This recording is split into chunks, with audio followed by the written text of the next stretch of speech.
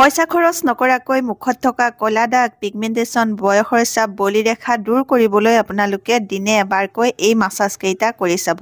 আপোনাৰ স্কিনৰ গ্লো বাঢ়িব, আপোনাৰ ছালখন কম বয়সতে বেয়া হৈ নাযাব, আপোনাৰ বয়সতকৈ আপোনাৰ ছালখন সদায় সৰু যেন দেখিব। যদি আপোনালোকৰ মুখৰ ছালখনত ক'লা দাগ আছে বা ডাৰ্ক স্পট আছে বা পিগমেণ্টেশ্যন আছে বা আপোনালোকৰ স্কিনখন চেলেকা চুবুৰীয়া হৈ গৈছে, মানে ঠাই ঠাই বগা হৈছে, ঠাই ঠাই ক'লা পৰিছে, বা আপোনালোকৰ স্কিনখনত একনি পিম্পল ওলাইছে, সোনকালে ভাল নহয়, বা ভাল হ'লেও তাৰ দাগটো ৰখি গৈছে, স্কিনখনৰ উজ্জ্বলতাও নোহোৱা হৈ গৈছে, স্কিনখনৰ গ্লো নোহোৱা হৈ গৈছে, যদি আপোনালোকৰ এই সমস্যাবোৰ স্কিনত হৈছে, তেতিয়াহ'লে আপোনালোকৰ বাবে আজিৰ এই ভিডিঅ'তে বহুত ভাল কাম কৰিব।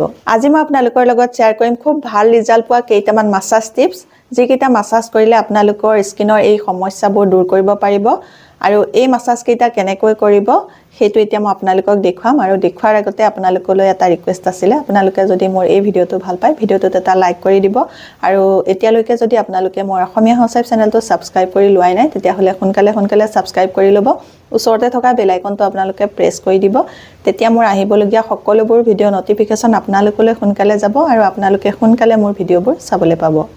তে আহক এতিয়া এই মাছাজ কেইটা কৰিবলৈ আৰম্ভ কৰোঁ। আৰু মাছাজ কেইটা কৰাৰ আগতে প্ৰথমতে মুখত কিবা এটা লগাই ল'ব লাগিব। আৰু তাৰ কাৰণে মই প্ৰথমতে ল'ম অকণমান এলমণ্ড বাদাম তেল, 2-3 টোপালমানৰ জোখাৰে এলমণ্ড বাদাম তেল। খালী স্কিনতে মাছাজ কৰিবলৈ অসুবিধা হয়, সেইকাৰণে অকণমান এলমণ্ড বাদাম তেল ল'লোঁ। আৰু এই এলমণ্ড বাদাম তেলটোৱে আমাৰ স্কিনখন টাইট কৰি ৰাখিবলৈ সহায় কৰিব, স্কিনৰ বলিৰেখা কমাবলৈ সহায় কৰিব, আৰু স্কিনখন খুব ধুনীয়াকৈ উজ্জ্বল কৰিবলৈও সহায় কৰিব। এলমণ্ড বাদাম তেলৰ লগত এতিয়া মই মিক্স কৰিম 2-3 টোপালমানৰ জোখাৰে কেষ্টৰ অইল। কেষ্টৰ অইলটো অকণমান ডাঠ হয়, সেইকাৰণে বেলেগ তেলৰ লগত মিক্স কৰি লগাব লাগে। মই 2 টোপাল ল'লোঁ কেষ্টৰ অইল। এই কেষ্টৰ অইলে আমাৰ স্কিনত এণ্টি এজিঙৰ কাম কৰে। এণ্টি এজিং বেলেগ ক্ৰীম নলগালেও হ'ব, যদি আপোনালোকে ৰেগুলাৰ এই কেষ্টৰ অইলটো স্কিনত লগাব পাৰে। মিক্স কৰি ল'লোঁ। এইকেইবিধ তেল নাথাকিলে আপোনালোকে নাৰিকল তেল লৈ ল'ব, নাৰিকল তেল ল'লেও হ'ব। কাণকেইখনতো লগাই ল'ব, কাৰণ মাছাজটো কাণলৈকে আছে। এতিয়া মই আপোনালোকক যিকেইটা মাছাজ দেখুৱাম, সেই মাছাজ কেইটা কৰিবলৈ আপোনালোকে তেলটো মুখত, কাণত, ডিঙিত সকলোতে লগাব, কাৰণ মুখত, কাণত, ডিঙিত সকলোতে মাছাজ কৰিব লাগিব। এতিয়া মই আপোনালোকক ফাৰ্ষ্ট মাছাজটো দেখুৱাইছোঁ। ফাৰ্ষ্ট মাছাজটো কৰিবৰ কাৰণে ওঠৰ এইখিনি ঠাইত থ'ব 2টা আঙুলি, নি পেলাই লাহে লাহে এইখিনিতে এটা প্ৰেছ কৰিব। প্ৰেছ কৰি আপোনালোকে নাকৰ এনেকৈ ওপৰলৈকে নিব, তাৰ পৰা লাহেকৈ এনেকৈ এইখিনিতে প্ৰেছ কৰিব। আকৌ তেনেধৰণে আপোনালোকে 10 বাৰ কৰিব। এইখিনিত এটা প্ৰেছাৰ দিব, এনেকৈ ওপৰলৈ নিব নাকৰ ওপৰলৈ, তাৰপিছত লাহেকৈ এনেকৈ চকুৰ ছাইডেদি নি এইখিনিতে এটা লাহেকৈ প্ৰেছ কৰিব। এনেধৰণে আপোনালোকে 10 বাৰ কৰিব। এনেকৈ এডোখৰত প্ৰেছ কৰিব, আকৌ ওপৰলৈ নিব, লাহেকৈ এনেকৈ ওপৰৰ পৰা চকুৰ কাষেৰে এইডোখৰত প্ৰেছ কৰিব। এনেকৈ আপোনালোকে 10 বাৰ কৰিব। তাৰ পাছত গালৰ এই ঠাইখিনিত আপোনালোকে এনেকৈ প্ৰেছ কৰি ধৰি থাকিব 40 ছেকেণ্ডমানৰ কাৰণে। এনেকৈ বেছি হেঁচা নিদিব, লাহেকৈ এটা হেঁচা দি পেলাই আপোনালোকে 40 ছেকেণ্ডৰ কাৰণে ৰখি থাকিব। এনেধৰণে আপোনালোকে এবাৰ বা 2 বাৰ কৰিলেই হ'ব। ইয়াৰ পাছত আপোনালোকে কপালৰ চেলাউৰি, য'ত আমি ফুট লওঁ, সেই ঠাইডোখৰত এনেকৈ হেঁচা দিব। হেঁচা দি পেলাই আপোনালোকে 40 ছেকেণ্ডৰ কাৰণে ৰখি থাকিব। 2ডাল চেলাউৰিৰ মাজত আপোনালোকে এটা আঙুলিৰে লাইট প্ৰেছাৰ দিব, বেছি প্ৰেছাৰ নিদিয়াকৈ ৰখিব। ইয়াৰ পাছত আপোনালোকে ডিঙিটো মাছাজ কৰিব। আৰু ডিঙিটো মাছাজ কৰিবলৈ আপোনালোকে হাতটো এনেকৈ ল'ব।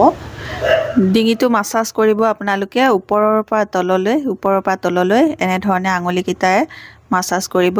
আৰু এই মাছাজটো কৰিলে বলিৰেখা কমিবলৈ সহায় হয়। ডিঙিত এই মাছাজটো কৰিলে আপোনালোকৰ স্কিনখনত যদি গ্লো নোহোৱা হৈ গৈছে, স্কিনৰ গ্লো আহিব, স্কিনখন টাইট হ'বলৈ, পিগমেণ্টেশ্যন দূৰ হ'বলৈ সহায় হ'ব।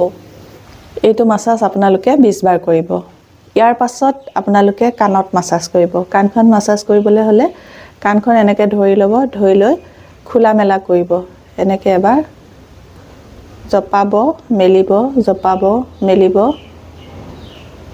এয়া দেখিছেনে? এনেধৰণে আপোনালোকে জপাব, মেলিব কাণখন। এনেকৈ আপোনালোকে 20 বাৰ কৰিব।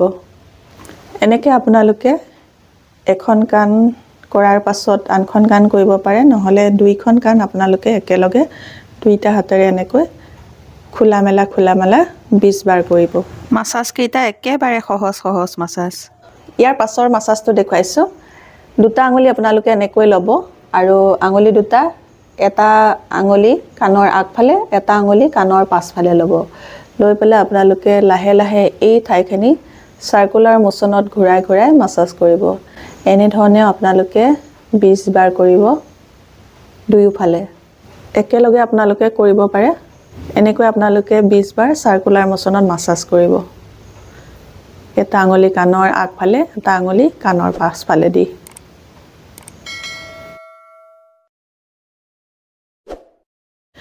এনেদৰে 20 বাৰ কৰাৰ পাছত আৰু এটা কাণৰ মাসাজ আছে সেইটো হ'ল আপোনালোকে কাণখন লাহে লাহে ওপৰৰ পৰা তললৈ এনেকৈ লাহে লাহে টানিব